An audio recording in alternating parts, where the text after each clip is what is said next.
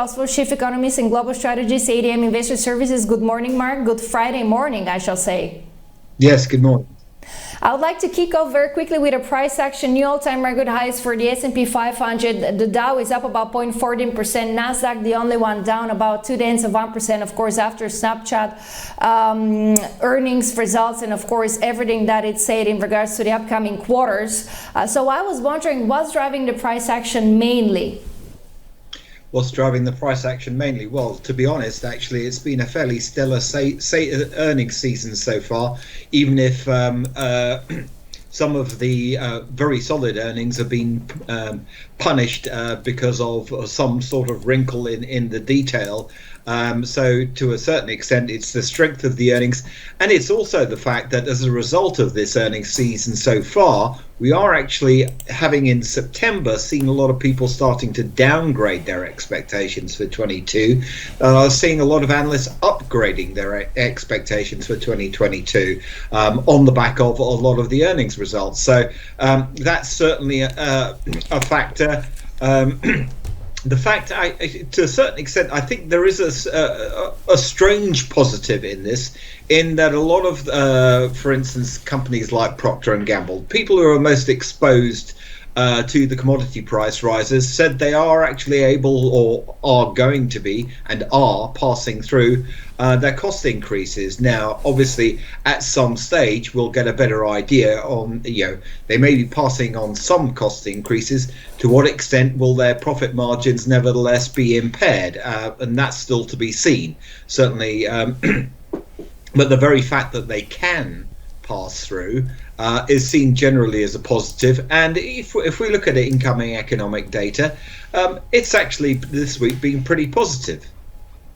Yeah, true, except probably for the UK. I just wanted to show very quickly the retail sales month-on-month minus 0.2% versus 0.5% expectations, and then year-on-year minus 1.3 versus minus 0.4. Retail sales excluding fuel month-on-month minus 0.6 versus 0.2% plus 0.2% expectations. I wanted to hear your quick take on UK macro data, and how do you see the United Kingdom in terms of macroeconomic situation? Well, I mean, let's take those retail sales. The headline was distorted, obviously, by the panic buying, which was well reported, of auto fuel because of the supply chain disruptions. But I think most importantly, if you look at it, on the one hand, it does suggest that people are spending more on leisure and hospitality, which isn't captured, obviously, in the retail sales numbers.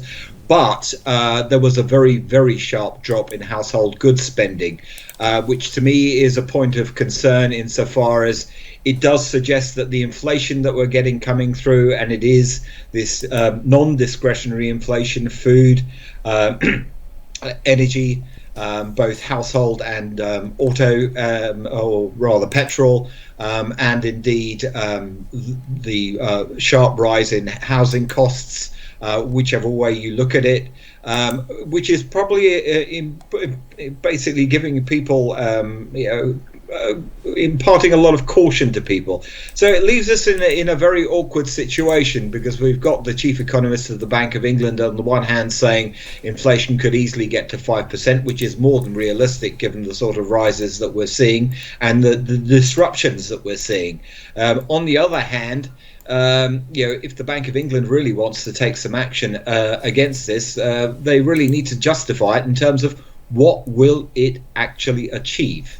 To my mind, in terms of reining in inflation, it's not going to do much. And in terms of actually, any wage pressures that there are due to skill shortages, it's not going to change that. The skill shortages and the fact that a number of people, I think the one under-discussed element, whether it's in the UK or in the USA or indeed Europe, is the fact that probably quite a lot of baby boomers who are coming up to retirement, quite a number of them have probably gone through the COVID experience and decided to retire early. So we're now getting to that inflection point on demographics where for central banks and economic modelers, we start to need to rethink what exactly a good labour force participation rate is going to be, and what full employment is going to be look like, and what impact is that in turn going to have on wages, particularly if we are going through an energy transition where we actually require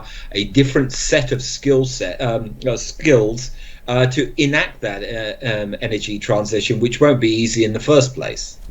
Yeah, that's for sure. Pretty much of a vicious, that's for sure, in regards to the energy transition, and it's also extremely expensive for this. This is how it looks like.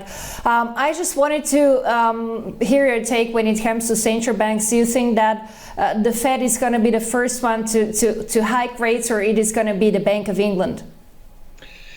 I think it's a good point for debate. I think there's a good reason for skepticism on whether the bank actually will deliver with a rate hike in November, simply because what we've had is this volte-face. The only problem now is the Bank of England's credibility is in tatters, whatever they do.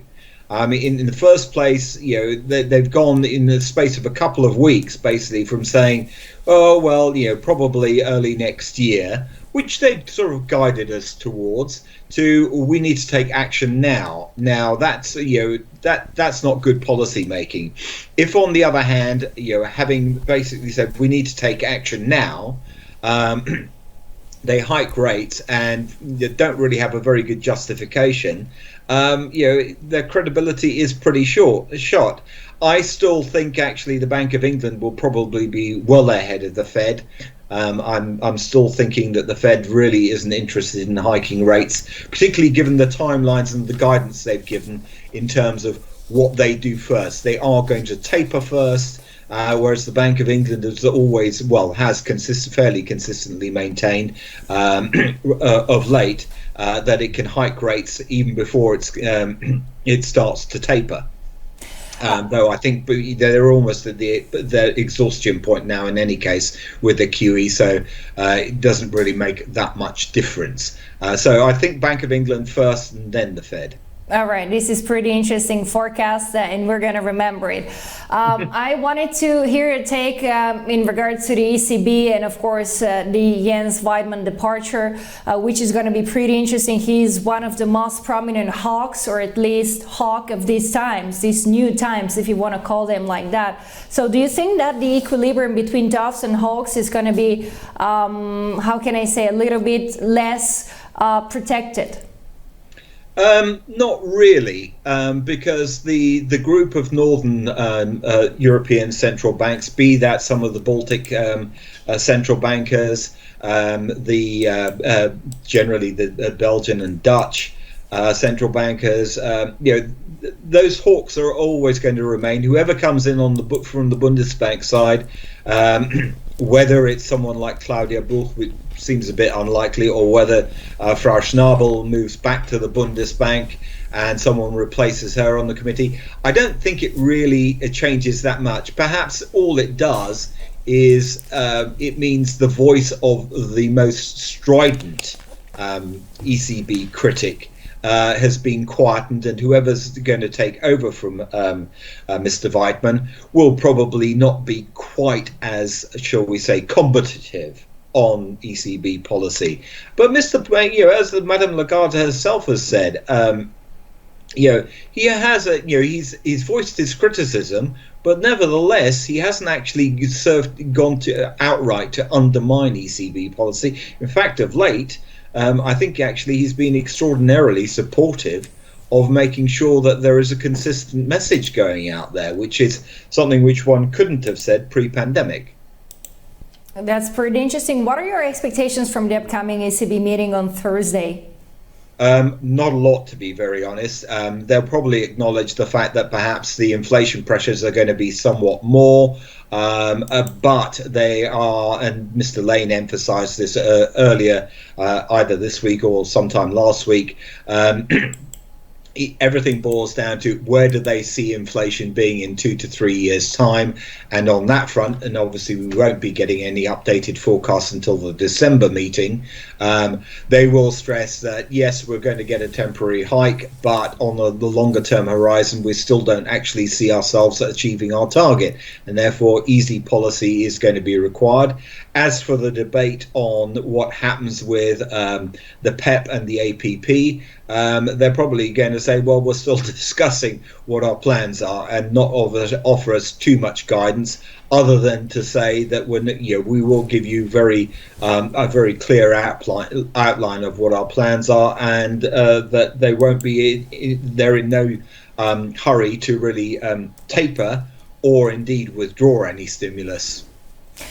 Final take, Mark. I was wondering how do we have to interpret this recent increase of the European bond yields. We are taking a look, for example, at the 10-year German Bund at minus 0.09, the 10-year Italian at 0.98, which is pretty close to the 1% once again. And of course, not to forget the 10-year Treasury at 1.67, which is certainly higher level compared to what we were used to see. So I was wondering, how do we have to interpret the bond market signaling? I think the bond market signaling is basically telling us that the narrative of inflation is going to be transitory, and the bond market saying, well, not really quite transitory enough for us. I've put very simply. And I think in terms of the Eurozone, one always has to be a little bit careful. Yes, the Italian yields have risen, but if we actually have a look at what's going on in terms of intra-Eurozone spreads, we're not seeing any real pressure there. If there was a feeling that the ECB was going to take some action to counter the current uptick in inflation, then those so-called non-core Eurozone spreads would start to widen. But we are generally seeing upward pressure, and all the messages we're getting from corporate earnings and the anecdotal evidence all points to the fact that a lot of the supply chain woes that we've got, and the fact that OPEC Plus, when it meets, isn't going to be in any great hurry, despite some switching demand into oil from gas because of the high price of gas. No one's the inflation pressures that we've got are not going to go away in any hurry, and I think that's really basically what bond yields are telling us, that there needs to be a greater inflation premium in bond yields. Not a spectacularly high one. I mean, one has to be a little bit careful here. Factored into nominal yields, and it's really nothing more than that people are realizing that the disruptions to the global economy aren't going to be resolved in any great hurry, and that's something which we're just going to have to learn to live with. I think the more significant point would be if we started to see more broad-based wage pressures emerging in countries, and for the time being, that's quite a difficult judgment call, because some of what we're seeing at the moment is due to base effects, some of it is very much industry specific. So the jury's really out on that one. Thank you very much, Marc Ostwald, Chief Economist and Global Strategist, ADM Investor Services. Have a great week, and Marc, and talk to you soon, hopefully. Thank you.